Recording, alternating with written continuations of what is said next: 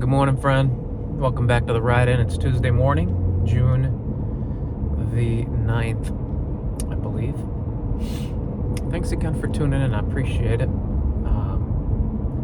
This morning I was reading some more of R.C. Sproul's book on the holiness of God after my Bible reading. And I was just so blessed by a thought that I just wanted to share with you. He's talking about the nature of wrestling with God. Use the example of Jacob, others, even Job, just wrestling in conversation, wrestling in circumstances, even at times accusing God.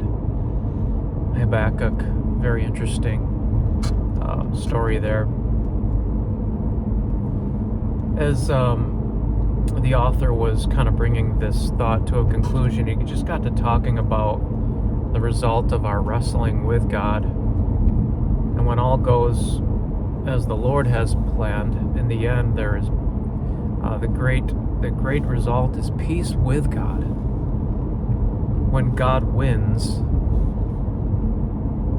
there's peace. And just thinking about that, and in my life, and I believe in so many, there's this longing for peace, true inner peace, that shalom that the Jews talk about when they greet each other, even to this day. It's a lot of times when we wrestle in our Christian life and struggle, it's a philosophical struggle because we do not see God in the light of truth. You see, when we become His children, when we are saved, when we are justified, we are given this gift of being at peace with God. Therefore, being justified by faith, we are at peace with God. It's in Romans 5, I think it is. And understanding that before we are born again, we're at war with God. We're at enmity with God. And we are not in His family. We are not on His side. We are against God. But when we become saved, we yield to that struggle between Him and us. And we enter into His fold. And God is for us. God is with us. God is our Father. And we must never allow the accuser, Satan, to pin us against He who is with us and for us. When we fail, we can't allow our mentality to slip into this perspective that God is like a general on the other side of the battle, seeking out how to bring punitive damage to us because we have done something contrary to His mission. That is not the perspective of God. We are at peace with God. We are not at war with God. God is not at war with us. He loves us. He is our Father. He is our shepherd. And so with that said, Christian, understand that when you fail, when you sin, God doesn't look at you as an enemy. He looks at you as still His son or daughter. He loves you deeply. He grieves, but He does not hate. He hurts, but He does not desire to inflict,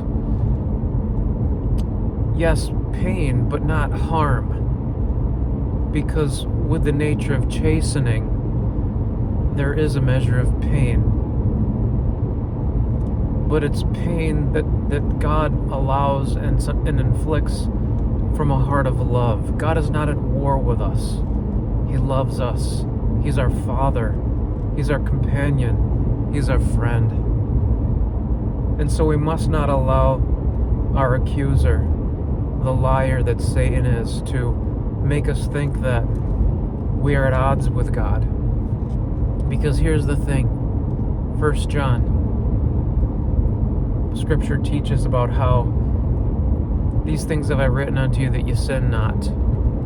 But if any man sin, we have an advocate with the Father, Jesus Christ the righteous. Guess what? When we sin, the Father's not at war with us. The Son, our intercessor, our mediator, he pleads on our behalf that we're forgiven, that we are covered in the blood of Christ. We are made righteous by the imputed act of Jesus Christ, vicarious death, burial, and resurrection. Christian, we are at peace with God. That thrills my heart to know that when I do wrong, it displeases my Father, yes. But it's not some person that's on the other side, that's at odds with me. He's not my adversary. He is my Father, and he is my friend.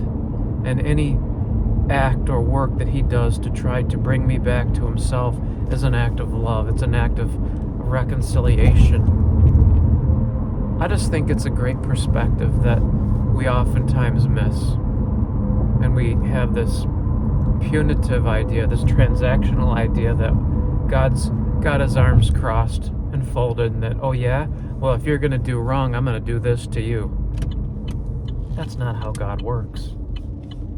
He's not our enemy. He loves us dearly and unconditionally. And we must always remember that we have an advocate with the Father. I love you, my friend. I hope that's a blessing to you. Talk to you soon. Have a great day. Bye-bye.